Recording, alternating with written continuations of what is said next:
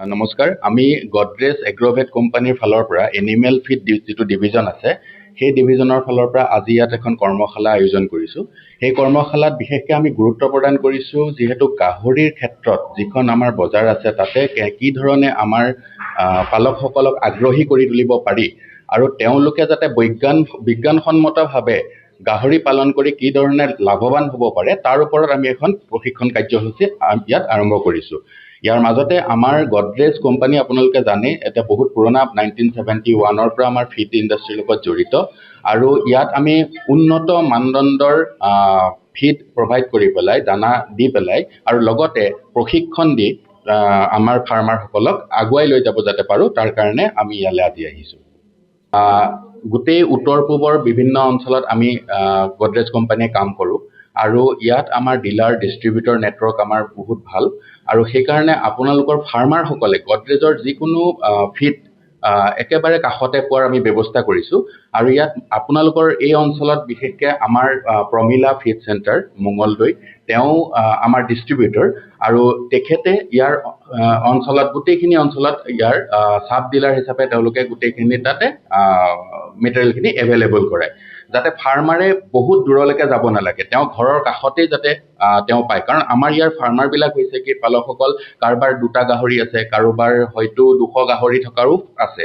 যোনজনৰ 2টা গাহৰি আছে বা এটা গাহৰি লৈ আৰম্ভ কৰিব বিচাৰিছে তেওঁলোকে যাতে আকৌ দানাটো আনিবৰ কাৰণে বা বিজ্ঞানসন্মত পদ্ধতিটো ব্যৱহাৰ কৰিবৰ কাৰণে বেছি খৰচ কৰিব নালাগে তাৰ কাৰণে আমাৰ গডৰেজ কোম্পানী সদায় এইটোৰ ওপৰত গুৰুত্ব দিওঁ যাতে ফাৰ্ম লেভেল আমি ছাৰ্ভিচ দিব পাৰোঁ। সেইকাৰণে দানাৰ পৰা আদি কৰি আমাৰ যিটো ডে টু ডে এক্টিভিটিজ আমি ফাৰ্মাৰ ট্ৰেইনিং প্ৰগ্ৰেমবিলাক আমি ফাৰ্ম লেভেলতে দিয়াৰ ব্যৱস্থা কৰোঁ।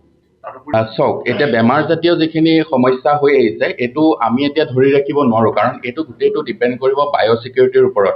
সজাগতা মানুহৰ মাজত যেতিয়া সজাগতা আমি এই ধৰণৰ কৰ্মশালাৰ যোগেদি যদি আগবঢ়াই নিব পাৰোঁ তেতিয়াহ'লে অদূৰ ভৱিষ্যতে আৰু এই বেমাৰটোৰ পৰা আমি বাচিব পাৰিম। এটা বস্তু সদায় আমি মনত ৰখা উচিত যে বেমাৰ অহাৰ পিছত ট্ৰিটমেণ্ট কৰাতকৈ তাৰ আগতীয়াকৈ যদি আমি প্ৰিকশ্যনছ ল'ব পাৰোঁ, আমি বায়'ছিকিউৰিটি মেইনটেইন কৰি ৰাখিব পাৰোঁ তেতিয়াহ'লে আমি বেমাৰৰ পৰা বাচি থাকিব পাৰিম। গতিকে সেইখিনিকে আমি পালক বন্ধুসকলক সজাগ হ'বৰ কাৰণে আমি এই ধৰণৰ কাৰ্যসূচী কৰি থাকোঁ। মই যোৱা 2007ৰ পৰা অৰ্গেনিক ফাৰ্মিং কৰি আহিছোঁ। আজি আমি পিগাৰী ট্ৰেইনিং এটা কৰা হৈছে আমাৰ STG বিল্ডিঙত ডিমাকুছিত।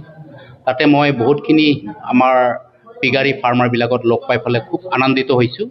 আজি মই সিহঁতক অৰ্গেনিকেলি কেনেকুৱা কিছুমান গাহৰিত মানে আনবেয়াৰেবল এটা চেণ্ট হয়, গাহৰি যিটো এক্সক্ৰিটা পেচাব পায়খানাৰ পৰা এটা বেয়া এটা বেক্টেৰিয়া সৃষ্টি হয়, তাৰ লগত আনবেয়াৰেবল এটা গোন্ধ এটা ওলায়।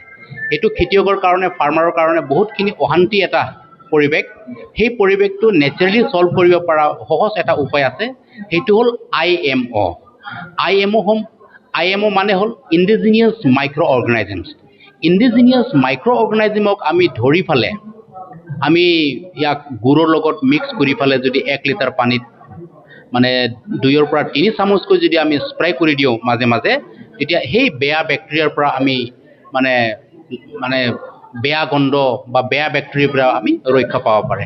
সেই IMO বনোৱা ফৰ্মুলাটো আপোনালোকে যদি ডিটেইলকৈ জানিব বিচাৰিলে IMO টেনজিং বডোছা যদি গুগলত ক্লিক কৰিলে আপোনালোকে ইয়াৰ বিষয়ে ডিটেইলছ গম পাব। IMO বনাবলৈ খুব সহজ।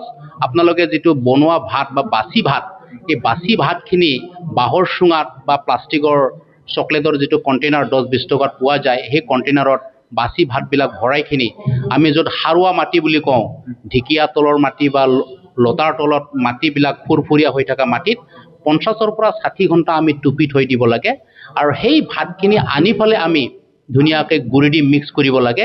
গুড়ি দি মিক্স কৰি পেলাই আমি 1 সপ্তাহ বা 10 দিনৰ ভিতৰত আমি সেই মিশ্ৰণখিনি আমি 1 লিটাৰ পানীত 2ৰ পৰা 3 চামুচকৈ মিহলাইখিনি যদি আমি মাজে মাজে স্প্ৰে কৰি দিয়ে সেই বেয়া দুৰ্গন্ধৰ পৰা আমি ৰক্ষা পাব পাৰোঁ আৰু বিভিন্ন ধৰণৰ বীজাণুৰ পৰাও আমি দূৰত থাকিব পাৰোঁ।